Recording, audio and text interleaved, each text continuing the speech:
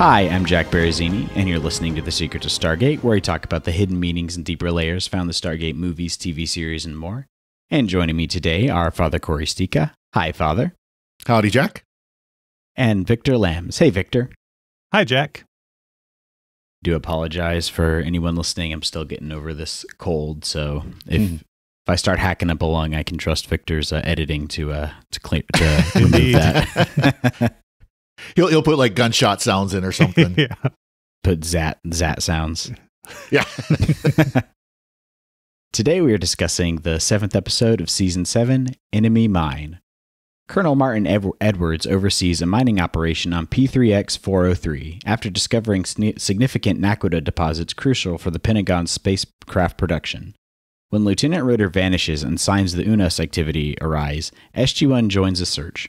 Daniel Jackson warns of the UNAS presence, but Edwards presses on. Amid the conflict, Major Lawrence Shock prompts a retreat.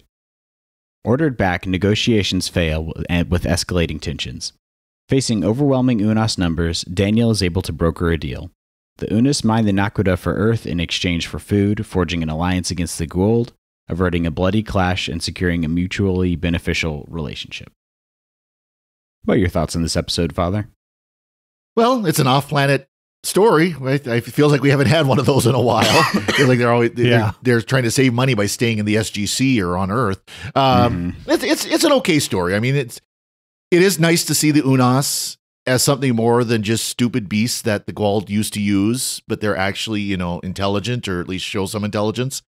Of course, you had the colonel, the stuck-up colonel that had to basically be proved wrong and humbled, and but it was okay. It wasn't a bad story by any stretch of the imagination. It just wasn't a great one. It was another Daniel Shines episode. Yep. Yeah, because Sam and Teal'c are barely in this. Mm-hmm. Sam's there to say, "Oh, you're not going off planet with us because you're working on the security system of the dialing computer." Her little project, yes. Yeah, Got to keep your dialing computer in proper maintenance and tip-top shape there.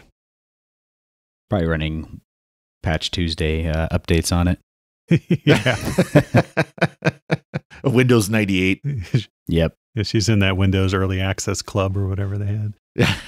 At this point, it was probably XP. Oh, could have been. Wow, yeah, yeah. that's right. Yeah, Yeah. XP But would it's have the been out, government. It's the government, so it was probably like yeah. NT351. Yeah. Yeah. What are your thoughts on this episode, Victor? Yeah, I really like this one. Written and directed by Peter DeLuise, and it's even down to the title, Enemy Mine, which was a working title. It wasn't meant to be the final title, but kind of wound up sticking, which is a reference to a Daniel Quaid and Louis Gossett Jr. movie of the same name, and there's other influences here. Peter DeLuise kind of incorporates different, influences, movies, TV shows, and works them into the Stargate universe. And that's what we have here. So, but it really works. There's action, there's drama, there's, linguistic challenges with the UNAS. I always like the UNAS episodes too. So that's a little bit of my bias. And so I like it. And we get some really good guest stars in this episode as well. Including Michael Rooker, who best known as Yondu from the Guardians of the Galaxy movies. He's not blue here, though. No, Yep. If you hear him whistling, you might want to hide under something. Yeah, like a rock or something. And then Alex Zahara plays the main UNAS. And he's pretty much anytime there's an alien with makeup, I feel like there's a good chance it's him. Yeah. And if it's not him, it's Dion Johnstone, who isn't in this, even though he played Shaka earlier.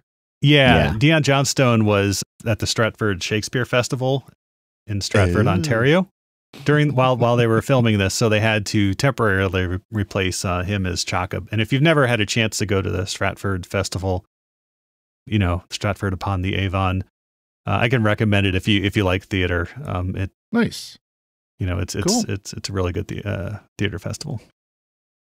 I want to see a Shakespeare play put on in UNAS makeup in the UNAS language.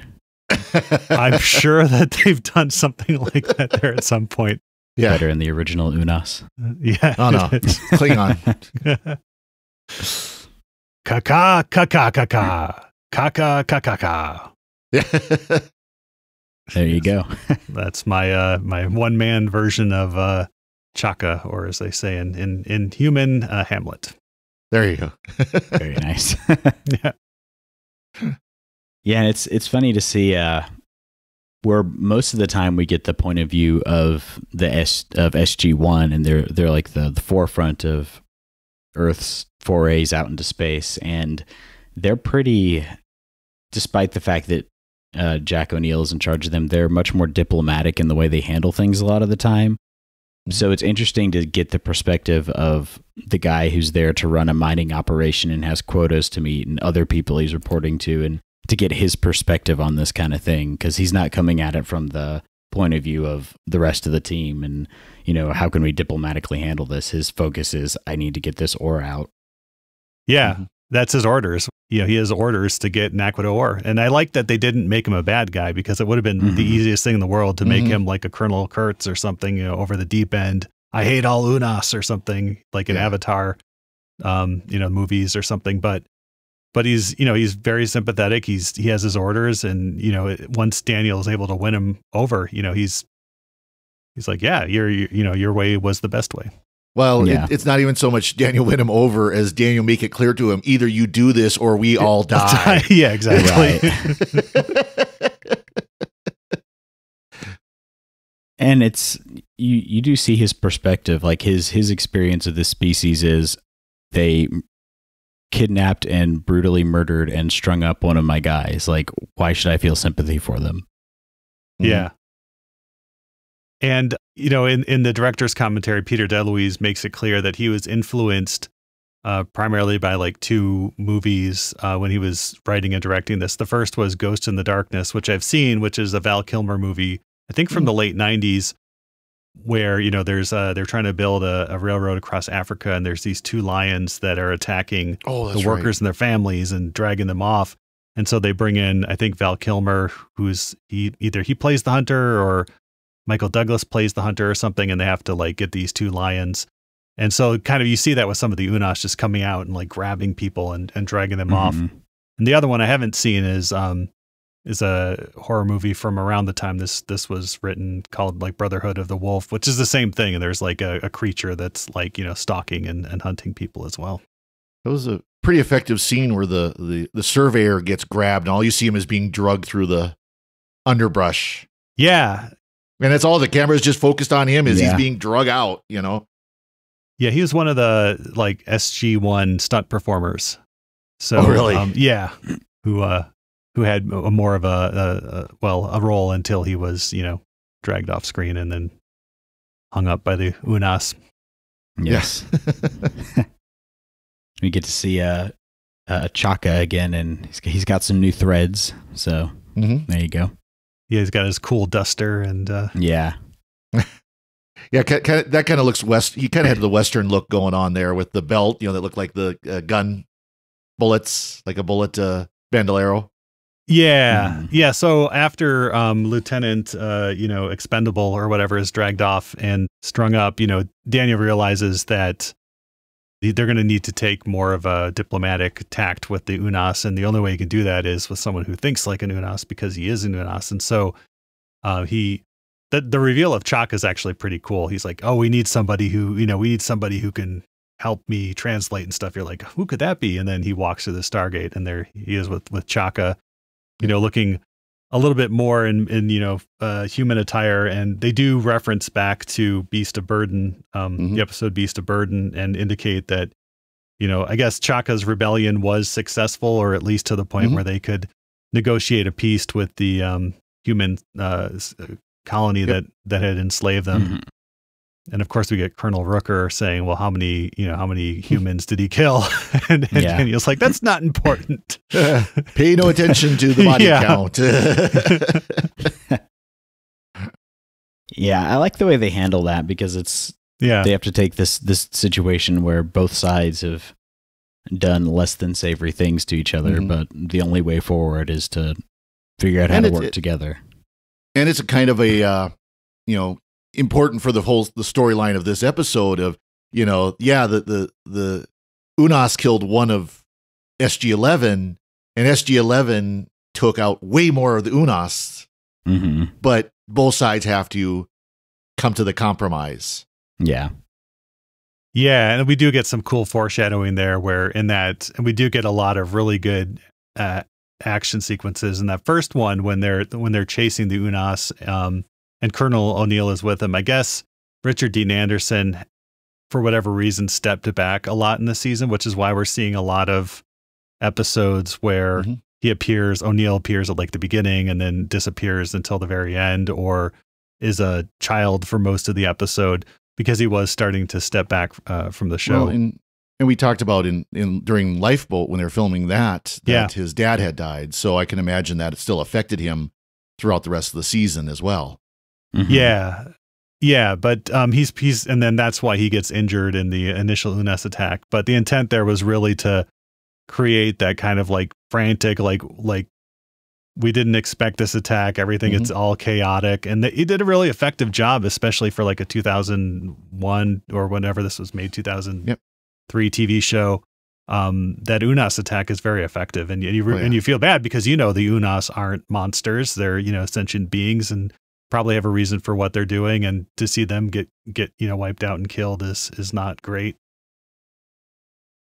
I really like how they haven't done anything where Chaka learns how to speak like a normal human or anything like that, because I feel like that would have been the easy way out to humanize the Unas more. But I like it they keep their language very alien and very like almost kind of gross sounding to humans, because it works with what they're trying to convey of these are still sentient beings even. Yeah. They have the one Unas, the leader Unas, where he actually says honor. Yeah, at the very end. At the very end. And and that again, that's very effective of saying, okay, they've come to this compromise, and he realizes that yes, the humans have treated him with honor. Daniel has treated him with honor. And so he makes that effort. And that was all the Unas wanted all along, was to be like respected as, felt as equals, basically, if not equals, to not be hunted, I suppose. Yeah. Well, and especially once they realized that the humans were there to get resources to kill the Goa'uld. They're like, oh, okay, we're good with that. Yeah. We like that idea. As long as you don't keep shooting us, which is kind of what kicks it off as well. But yeah, Alex Zahara plays Iron Shirt, because he has he has a Jaffa iron kind of neck, chain link mail. Yeah, like the chest piece, yeah, and that's also a very cool thing too. Is that before we even see the Unas, SG-1 has been brought in to search for the missing lieutenant. They have a whole bunch. They have this cart covered up with a tarp, and Daniel pulls it back and sees all these rudimentary mining tools, as well as staff weapons and Goa'uld shock sticks. And he's like, "What's going on here?" And that kind of gives him the first idea that it's Unas. But throughout, when they go into the woods and they get to the fire where they meet the Unas clan, there's an altar set up, and it's all just like Goa'uld weapons arranged like a shrine to Pain of Zat. And it's cool because they used all the props from the show, Zat weapons and staff weapons and stuff there. And so it makes sense that we do see dead Jaffa and stuff hung up as well. Yeah, it's had a Blair Witch Project vibe with those setups. Where's Josh? Where's the map? As they run through the woods. Are those teeth? Yes. Sorry, spoilers for Blair Witch Project. Spoilers for a 25-year-old show. Yeah, exactly. Yeah, I feel like it's out of that window. Yeah, exactly. And there's not really much you can do to spoil it. Creeped me out when I saw it back in like 1999 or whenever it was. So. I've never actually seen it. Yeah, like you get into a movie theater where like there's been no found footage films like ever. And you watch this and you're like, you could still suspend disbelief there. And you're in like this crowded theater of people who are doing the same thing. And it was like very effectively creepy at the time. Like now you'd probably watch it and be like stupid, but yeah. this camera editing sucks. This camera panning sucks. I can't see what's going on. No. Yeah. And I did actually that fall. So after the movie came out, I did have a business trip to Northern Virginia. And one day I took a trip up to Maryland just to like visit Burkittsville, Maryland, which is, where, the Blair Witch supposedly was from. And they were milking the heck out of the movie. I'm sure they were. They were selling like Blair Witch buttons and stuff, like it's a very small town and the streets were filmed. Yep. Yeah, because that was their moment, and yeah, as they should, they should. Capitalism at its finest. Yeah. I like Daniel at the beginning of this, where they get on the planet and he notices all the artifacts, and he's just getting upset because they moved them all. Well, they were in the way, and Jack just goes, Daniel, go to your happy place. Midgets riding tricycles and stuff. Yeah. But of course, that actually ends up being part of the problem, is the fact that they were taking all these artifacts that were sacred to the Unas because so many of them had died there. Yeah. And we do. That's the whole thing, is there's other places where the Naquadah isn't quite as rich, but this one particular vein, which is the sacred realm of the Unas, had unbelievable amounts of Naquadah. And we are introduced to one of my favorite kind of background or recurring characters in Stargate at this point. That's Kevin Smith's Major Lorne. This is his first appearance, and he shows up in Atlantis quite a bit. So seasons like 2 through 5 or so of Atlantis. And the name Major, the entire season run. Yeah. Well, I think he's not in season 1. In and out. He's an in and out character, though. He's not in every episode. I think he's only in like half the episodes or something like that. He'll like walk in the back, or like when they have an away mission, he'll be just kind of standing around or doing something. But the name Major Lorne actually comes from Peter DeLuise's brother-in-law. His wife's brother is named Lorne. So, yeah. Like Lorne Green. Yeah. Yep. There's a character on the show, Angel, named Lorne, who is actually a demon, and so he's green. So his name is Lorne, and he points at his face, and nobody gets it, and he says, Lorne Green. Nice. Yeah, I saw he's in like 29 episodes of Atlantis. So yeah. And they back his story that he's got the special ancient gene in his family tree, so that's how he's able to go to the Atlantis mission. Yeah. When we get to Atlantis, there's a gene that activates ancient technology, and so they can go back through. We should get that pretty quick here, aren't we? Oh, yeah. We're coming up at the end of the season. Yeah. So. Yeah. So, and this is episode 7. Okay. So we still got. Yeah. We got some good episodes coming up. Yep. So. Yeah, it's going to be. Things are going to start getting interesting as far as with Atlantis and the ancients and all that. It's going to be fun. Nice. I'm really looking forward to starting Atlantis. But unfortunately, when Atlantis starts, SG-1 starts sliding because they put all their energy to Atlantis. Yeah. Well, isn't this the last season with Jack O'Neill as a regular? Or is that?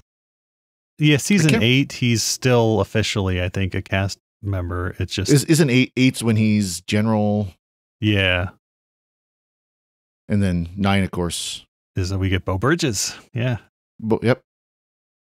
But speaking of characters switching out, I wonder how Jonas would have handled this situation.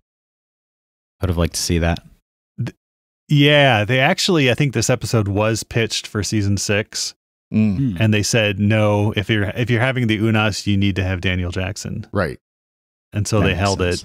Yeah. And so, yeah, it would have been really cool to see him like approach the Unas, but I think it would have retread a lot of like, the first ones and Beast of Well, they would have had, of course, Jonas with his, photographic memory was like, oh yeah, I remember reading in Daniel Jackson's journal about this chakra, it's like, okay. And of course, Chaka is going to immediately trust him. And and another guest star we get is Stephen Williams as General Vadrine again. Yep. He comes back, and Stephen Williams has been in everything from like Blues Brothers, but he was in 21 Jump Street with Peter DeLuise. So That explains the connection there.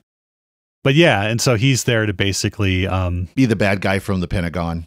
Yeah, to say like we need the Naquadah and stuff, and it's always good to see him too. So another one of our special guest stars. He's always good when he's on screen. And General Hammond gets literally one scene with General Vadreen. Yeah, yeah.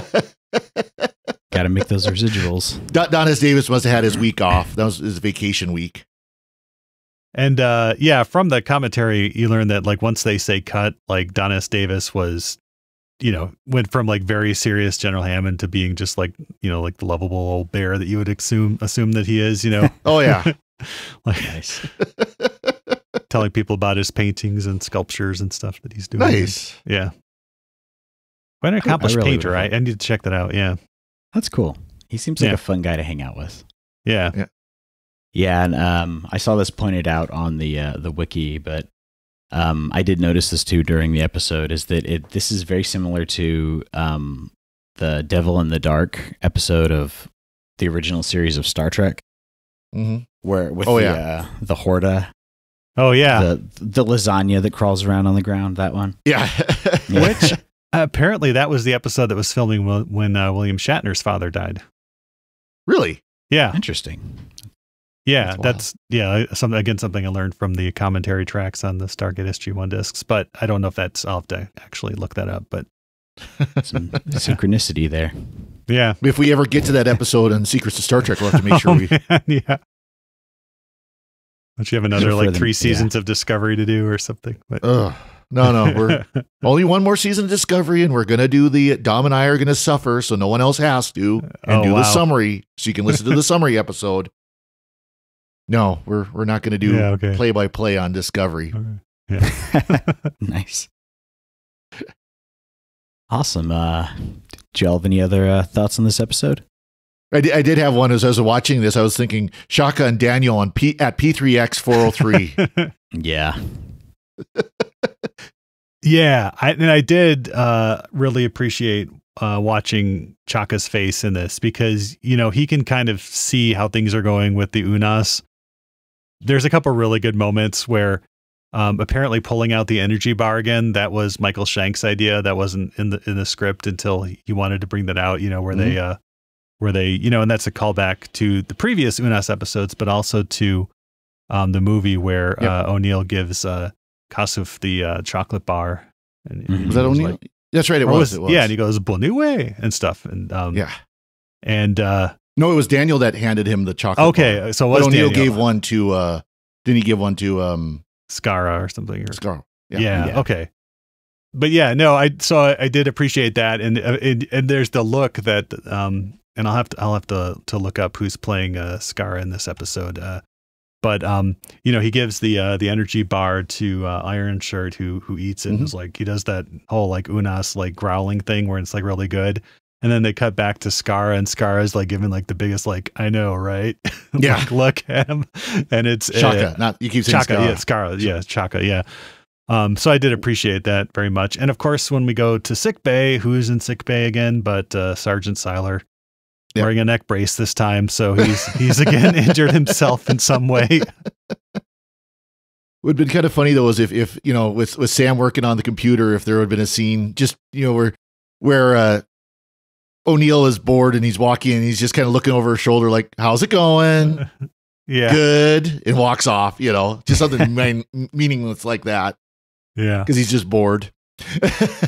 And Shaka was played by Patrick Curry in this episode, who is fifth. Oh, okay. So yeah, so he's in.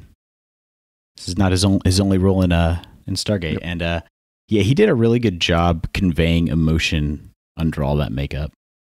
Well, the only problem, and I don't know if maybe it was because he was a different actor, but he didn't move his teeth at all. I think that he may did have been not the move his teeth at all when he talked. And if you watch Dion Johnstone, when he was playing Shaka, he would actually open his mouth and move his teeth. Oh wow, that was Fifth, the replicator who was betrayed by. Interesting, and he's actually in the next episode too, Space Race, under heavy alien makeup, as well as I think Alex Zahara is in that one as well. Yep. Nice. I feel like it'd be fun to be an actor who gets to play a bunch of different aliens. Although you gotta have patience, I guess, being in that makeup chair for so long. Yeah, showing up at 3 a.m. and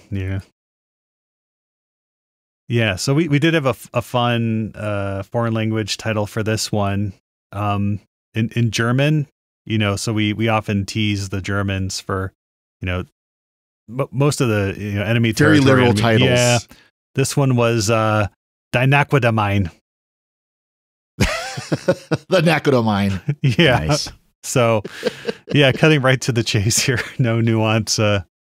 It's about an Naquita mine. Of course, that's what we would name the episode. I like Spanish. Enemigo mío. My enemy. Yeah. Nice. Awesome. Did y'all have any other thoughts on this episode? Nope. Nothing here.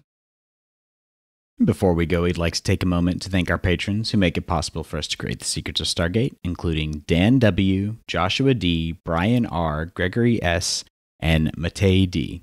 Their generous donations at sqpn.com/give make it possible for us to continue the Secrets of Stargate and all the shows at StarQuest. And you can join them by visiting sqpn.com/give. And be sure to follow the show on Apple Podcasts, TuneIn, Spotify, iHeartRadio, and you can find the video versions at youtube.com/StarQuestMedia.